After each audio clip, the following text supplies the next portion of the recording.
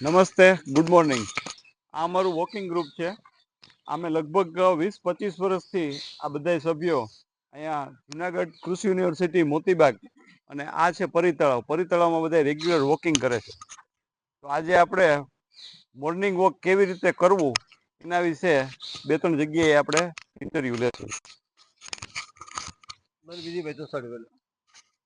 આ છે જુનાગઢના જાણીતા એમડી ડૉક્ટર વિજય ચોથાણી. સાહેબને પૂછશું કે મોર્નિંગ વોક કેવી રીતે કરવું અને ખાસ કરીને શિયાળામાં કે ઘણાને એટેક આવી જાય છે તો એ કેવી રીતે વોક કરવું અને શું ધ્યાન રાખવું. સાહેબ. હા જી, નમસ્તે, ગુડ મોર્નિંગ.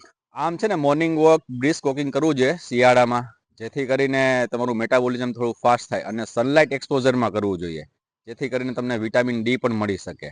મોર્નિંગ વોક કરવાથી ઘણા બધા ફાયદા થાય છે, જેમ કે તમારું ડાયાબિટીસ કંટ્રોલ રહે છે, વજન તમારું મેન્ટેન રહે, વેઇટ લોસ ના થાય તો કંઈ નહીં પણ તમારું મેન્ટેન રહે છે, તમારું બ્લડ પ્રેશર કંટ્રોલ રહે છે, કોલેસ્ટ્રોલમાં સારો એવો કંટ્રોલ આવે છે, અને ઓવરઓલ તમારી તંદુરસ્તી અને તમારું મન બહુ સ્વસ્થ રહે છે. એટલે વોકિંગ કરવું એ આવશ્યક છે. દરરોજનું 30થી 40 મિનિટ વોકિંગ કરવું એ આફ્ટર 40 યર્સ મેન્ડેટરી છે. Thank you. સાહેબ, ઘણાને એવું થાય છે કે મોર્નિંગ વોક ફાસ્ટ એકદમ ચાલુ કરવા માંડે છે, તો ખરેખર વોક અત્યારે શિયાળામાં કે ધીમે ધીમે વોક ચાલુ કરવું, પેલા વોર્મઅપ કરવું, કેવી રીતે કરવું? હા, હંમેશા મોર્નિંગ વોક કરતાં પહેલાં થોડું વોર્મઅપ કરવું જરૂરી છે. જેવું કે સ્ટ્રેચ કરો, તમે બધા મસલ્સને વોક કરવા માટે એક્ટિવેટ કરો અને પછી વોક કરો, એ વધારે બેનિફિશિયરી હોય છે. એમાં તમને ક્રેમ્પ થવાના ચાન્સીસ બહુ જ ઓછા થઈ જાય છે.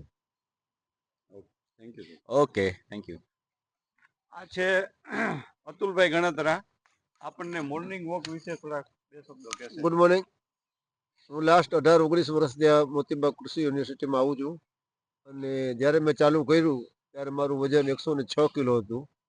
અત્યારે જે 84 ઉપર પહોંચી ગયું છે, ડાયટિંગ કર્યા વગર. પણ જ્યારે 104 વજન હતું ત્યારે જે ખોરાક લેતા હતા એના અત્યારે થોડોક એક્સેસ લે છે, પણ વજન હવે છેલ્લા 10 વર્ષથી એકદમ સ્ટેબલ થઈ ગયું છે.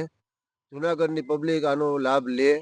આ જુનાગઢ માટે ગોડ ગિફ્ટ છે, અને કાંઈ નહીં તો તમે ખાલી આ આવી અને બેસી અને શ્વાસ લઈને વ્યા જાઓ તો પણ તમારા જીવનમાં ઘણો ફેરફાર થશે. Thank you. આ અમારા અતુલભાઈ છે. અતુલભાઈ ખાલી વોક નથી કરતા, અહીંયા જોક્સ એટલા કહે છે, અને અતુલભાઈ વગર અહીંયા અમને કોઈને ગમતું નથી, કારણ કે એના જોક સાંભળવાનું છે. અમારા પ્રમુખ છે, દરેક ટાઈપના વિટામિન પૂરા પાડે છે. આ અમારા વોકિંગ ગ્રુપના સૌથી સિનિયર મોસ્ટ જુનાગઢના જાણીતા ઉદ્યોગપતિ જયેશભાઈ બદાણી છે. જયેશભાઈ, 2 શબ્દો. Good morning.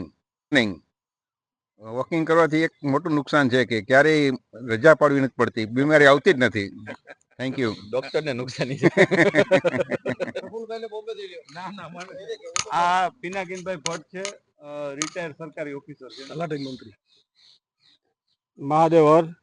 વોકિંગ કરતા રહ્યો, ભગવાનનું નામ સાંભળજો, સવારના પરમાં બેનિફિટ ને પ્લસ બોડીમાં ટકાવી રાખનાર, આપણા શાસ્ત્રમાં કીધું છે કે પ્રાણવાયુ, પ્રાણને ટકાવી રાખનાર વાયુ એ સારો ને ચોખ્ખો મળે તો બોડી સારું જ રહે.